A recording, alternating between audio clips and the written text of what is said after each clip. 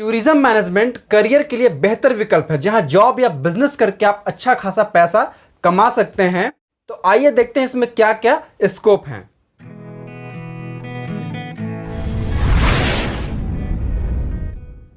Good morning class, मैं हूं सुजीत और आप देख रहे हैं स्किल प्लस, जहां हम पढ़ रहे हैं टूरिज्म मैनेजमेंट। और आज हम जानने वाले हैं कि टूरिज्म मैनेजमेंट का क्या क्या स्कोप है, यानी हम टूरिज्म मैनेजमेंट को करने के बाद किस किस क्षेत्र में कार्य कर सकते हैं, कितना पैसा कमा सकते हैं, कितनी योग्यता होनी चाहिए और किस किस विषय का हमें पढ़ाई करना होता है और हम कहां से कर सकते हैं। तो अभी तक यदि आपने चैनल को सब्सक्राइब नहीं किया तो प्लीज़ आप सब्सक्राइब कर लें।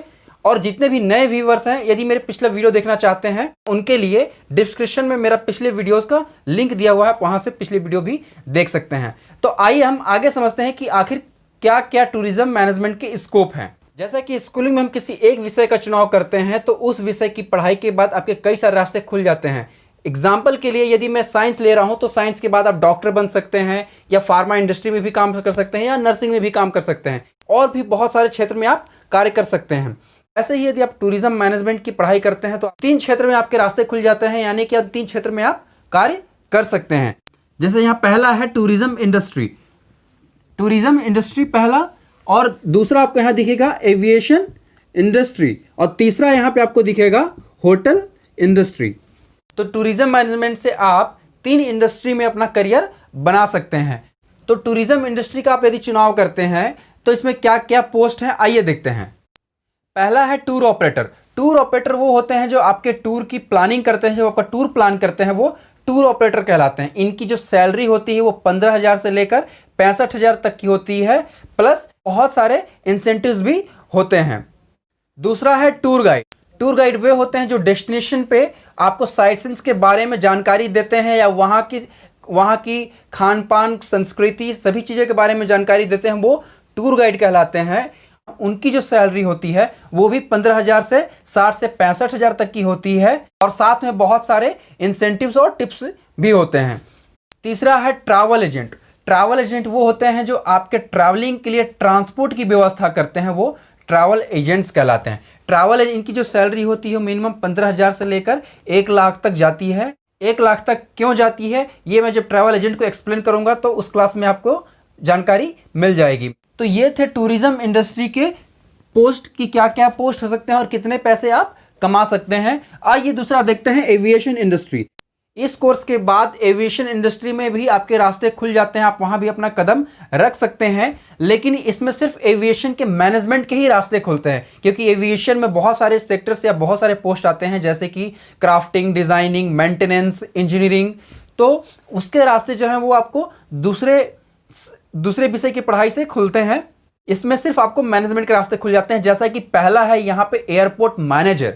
एयरपोर्ट मैनेजर वे होते हैं जो एयरपोर्ट्स पे सारी व्यवस्था करते हैं, सारे स्टाफ को मैनेज करते हैं, पूरा एयरपोर्ट मैनेजमेंट करते हैं, वो एयरपोर्ट मैनेजर कहलाते हैं। और इनकी जो सैलरी होती है स्टार्टिंग 25,000 से लेकर 65,000 तक जाती है।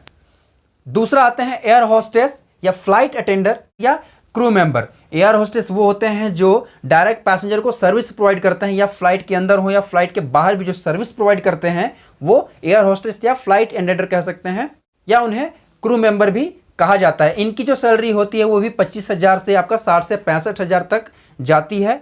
तीसरा आता है एयर टिकटिंग। एयर टिकटिंग अर्थात जो आपके ट्रैवलिंग के लिए जो टिकट्स बनाते हैं वो एयर टिकटिंग के स्टाफ कहलाते हैं। उनकी जो सैलरी है वो 15,000 से स्टार्ट होकर वो भी 60 से 65,000 तक जाती है। प्लस इसमें बहुत सारे इंसेंटिव्स भी होते हैं। मैं इंसेंटिव्स की बार बार बात कर रहा हूं तो आप ये ना समझें कि इंसेंटिव्स कोई छोटा मोटा अमाउंट होता है। कभी कभी इंसेंटिव्स इतने सारे हो जाते हैं कि आपकी सैलरी का दोगुना भी हो जाता है। चौथा है एयरपोर्ट ग्राउंड स्टाफ। एयरपोर्ट के ग्राउंड पे जो स्टाफ होते हैं जो पैसेंजर को सर्विस प्रोवाइड करते हैं या लगेज में काम करते हैं वो एयरपोर्ट के ग्राउंड स्टाफ कहलाते हैं।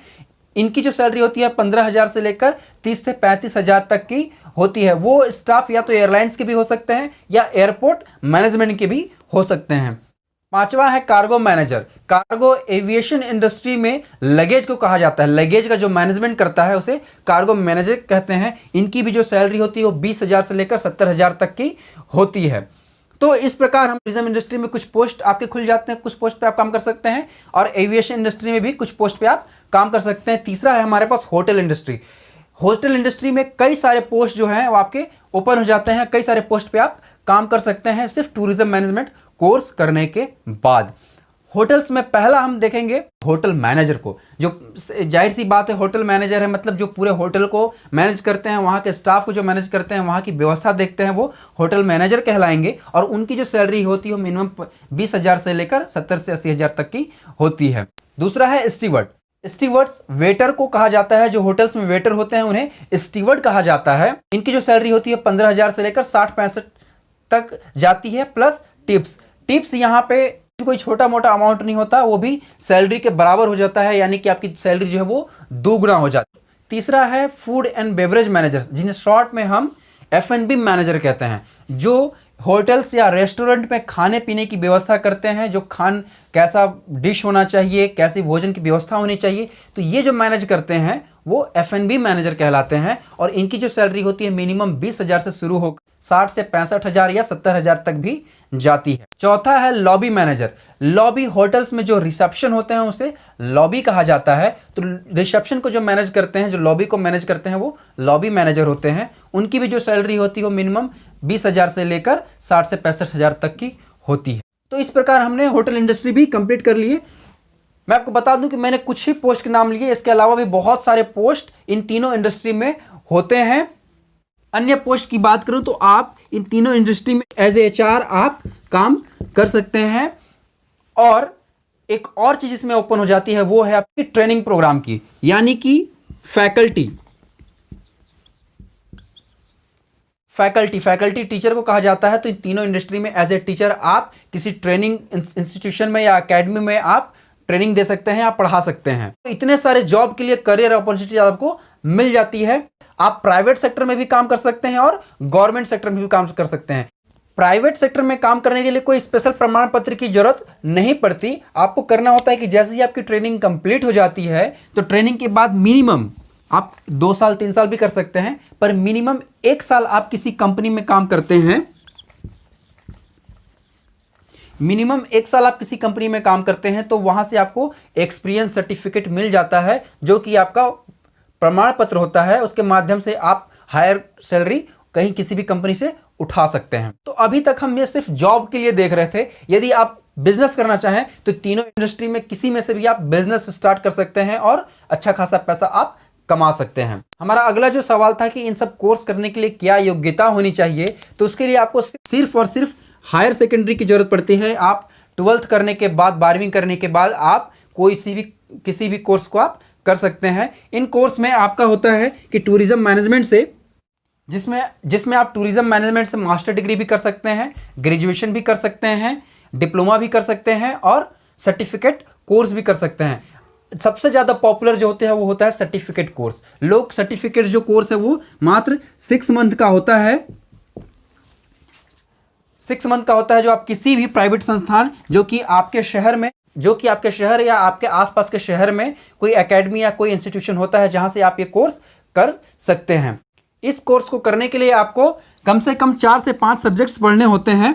पहला हम देखेंगे, पहला वो सब्जेक्ट होता है जो आपका मेन सब्जेक्ट होता है।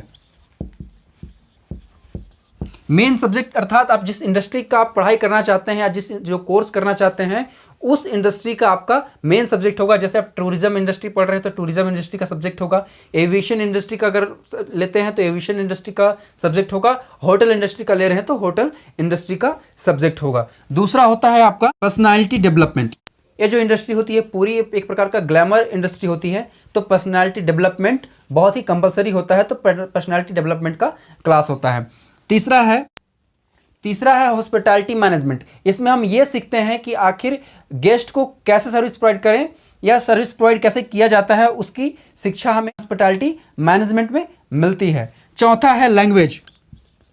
टूरिज्म मैनेजमेंट के लिए या तीनों इंडस्ट्री में काम करने के लिए लैंग्वेज आपको कंपल्सरी आपके कंट्री की लैंग्वेज या इंटरनेशनल लैंग्वेज आपको पता होना चाहिए, जैसे कि हिंदी, इंग्लिश और अन्य भी कोई लैंग्वेज आपको आती है तो बहुत ही अच्छी बात है, आपका प्लस पॉइंट। 5वां है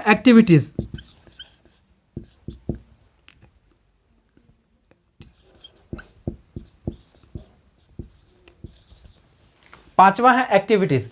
जो सर्टिफिकेट कोर्स होता है उसमें एक्टिविटीज भी की जाती हैं। तो ये सिर्फ 5 जो सब्जेक्ट हैं आपको सर्टिफिकेट कोर्स में पढ़ना होता है। इस 5 सब्जेक्ट को करने के आपके शहर या आपके आसपास के शहर में इंस्टीट्यूशन होगा, एकेडमी होगी, जहां से आप इस कोर्स को कर सकते हैं, जिसका जो खर्चा होता है वो लगभग 50 से 70 हज़ार तक का होता है।